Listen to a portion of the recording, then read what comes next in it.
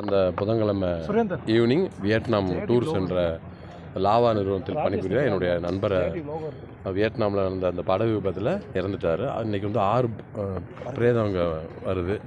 அதில் என்னுடைய நண்பர் அழகராஜனுடைய பிரேதமும் தர்றாங்க. சரி, அதனால் நாங்கள் அந்த பாடியை பார்த்து வாங்கிட்டு போகிறதுக்காண்டி வந்திருக்கோம். ரொம்ப வருத்தத்துக்குரிய செய்தி.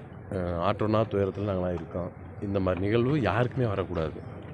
இது ஒரு பாடமாக இருக்கணும். நம்ம வியட்நாம் போகிறத அவாய்ட் பண்ண என்னுடைய கருத்தே ஆகலாம். சொந்த ஊர் வந்து மதுரை பக்கத்தில் உள்ள ஒரு கிராமம், குக்கிராமம்.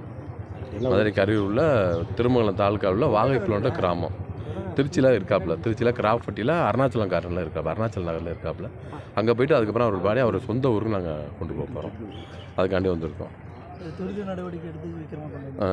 ஆக்சுவலாக இது வந்து 2 பேருக்கும் நன்றி சொல்லணும். மத்திய அரசு மற்றும் மாநில அரசு கொஞ்சம் துரித நடவடிக்கை எடுத்து நாங்கள் கொண்டு வரதுக்கான முயற்சி செஞ்சுருக்காங்க. ஆக 2 பேருக்குமே நாங்கள் அந்த நேரத்தில் நன்றியை சொல்லிக்கிறோம். மத்திய அரசு மற்றும் மாநில அரசு 2 பேருக்குமே நாங்கள் நன்றியை தெரிவித்துக்கிறோம். இருந்தாலும் கூட இன்னும் எங்களுக்கு வருத்தமாக இருக்குது. இழப்பீடு தொகை வழங்கணும்னு நாங்கள் கேட்டுக்கிறோம். மத்திய அரசு துறை, மாநில அரசு துறை. இறந்து போன குடும்பத்தில் 2 சின்ன சின்ன குழந்தைங்க ரொம்ப கஷ்டத்தில் வறுமையின் விளிம்பில் இருக்கக்கூடிய ஒரு நடுத்தரமான ஒரு ஏழை ஒர்க் பண்ணுற ஒரு குடும்பம்.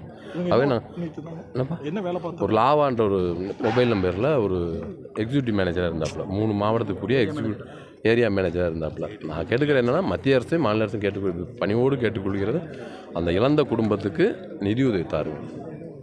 குழந்தையோட எதிர்காலத்தை நலன் கருதி அதான் எங்களுக்கு கேட்குறேன்.